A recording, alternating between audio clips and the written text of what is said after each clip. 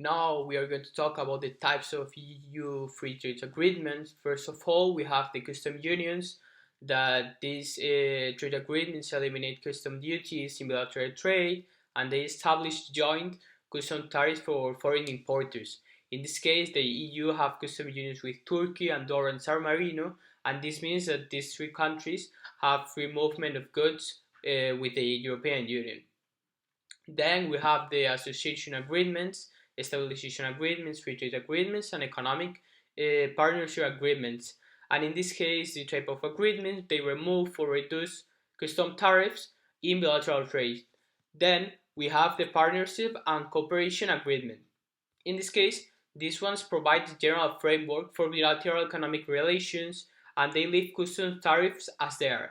However, they try to encourage trade and investment, and these agreements are usually done with European neighbors, like European Union neighbors, like Georgia, Ukraine, or Russia.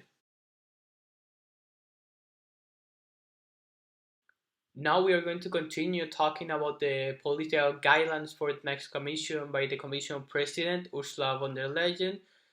Of course, we are going to focus on the free trade area. First of all, in this political guideline, Ursula says that she believes in trade because it works. In this case, it's 1/3 of the European Union GDP and generates over 36 million of jobs. So she wants to improve and increase the international trade between the European Union and other countries. She also says that she wants to conclude negotiations with Australia and New Zealand and also with the US. And this is going to be talked more about in the next slides. Now I want to mention one of the quotes from this political guideline. This quote from the president that says, "Trade is not an end itself. It is a means to deliver prosperity at home and to export our values across the world. I will ensure that every new agreement concluded will have a dedicated sustainable development chapter." With this said, she wants to improve international trade by taking more into account sustainable development, like having zero tolerance with child labor or protecting our planet and green areas. She also wants to fight against countries that use dumping, deregulating, and subsidies. And she also mentions that she will include sanctions to these countries if it's needed.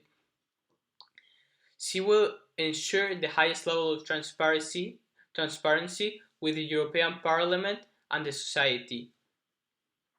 She thinks that it's very important the transparency with the people, because many people stop trusting political leaders because they lie. So she thinks that transparency is very important. I also want to add that international trade will be very important in the recovery of the European Union countries after this economic crash because of the coronavirus.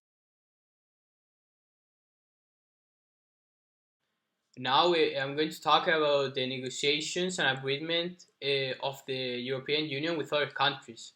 Uh, these are some examples of the trade deals that the European Unions have been negotiating recently. We have the EU and Mercosur. We have also Australia. We have the US that we're going to talk more about in a specific slide. And we also have Japan. First of all, we are going to start with the agreement between the European Union and Mercosur. That this is an agreement with countries of South America, more specifically Argentina, Brazil, Paraguay, and Uruguay. This trade agreement has been negotiated between both unions, and it is not to pass through the Commission, but we already have a lot of data between the trade deals between these two commissions. The EU is Mercosur number one trade and investment.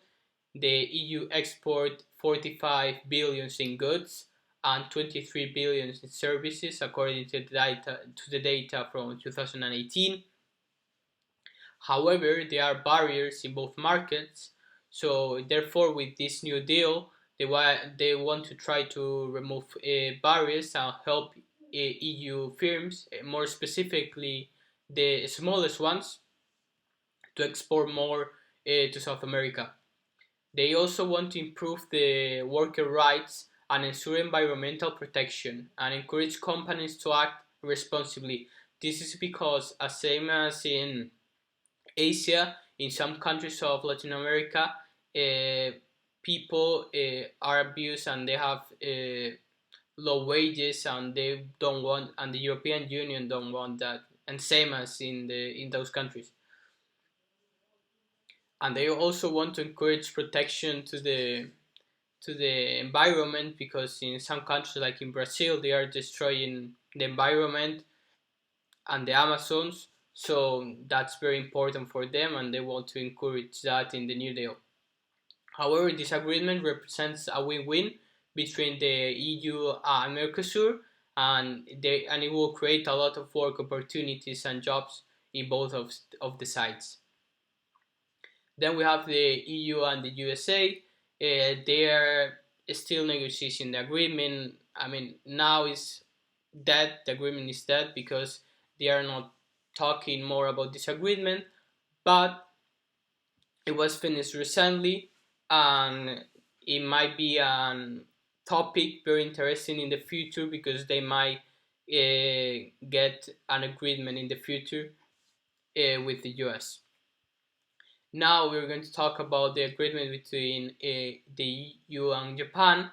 They are still deciding on a couple of points.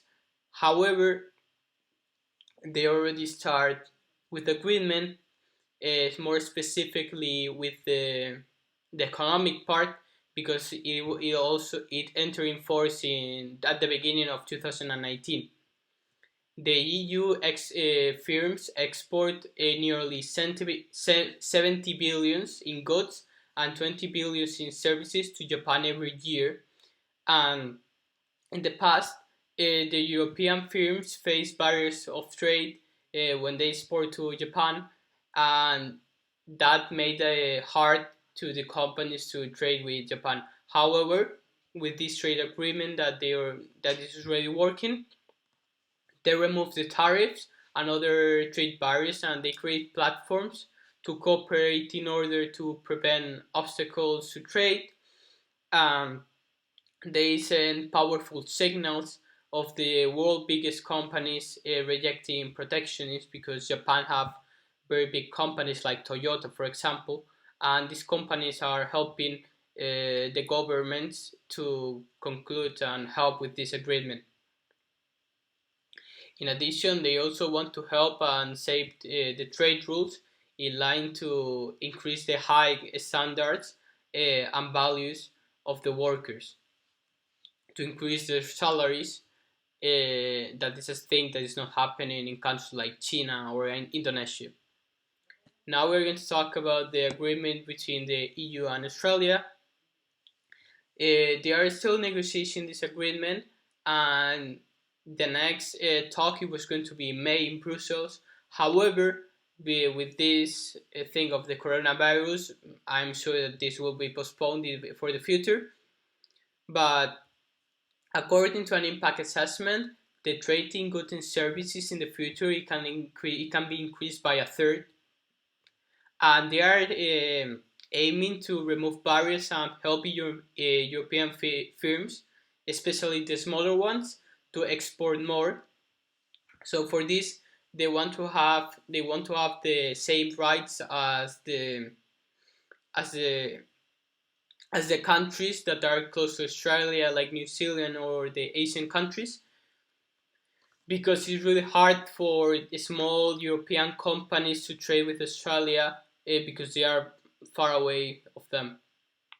They also want to protect distinctive regional European Union food and drinks products from imitations in Australia, and they want to show ambitious provisions on trade and sustainable development, showing a shared commitment to labor rights and environmental protection including climate change into trade.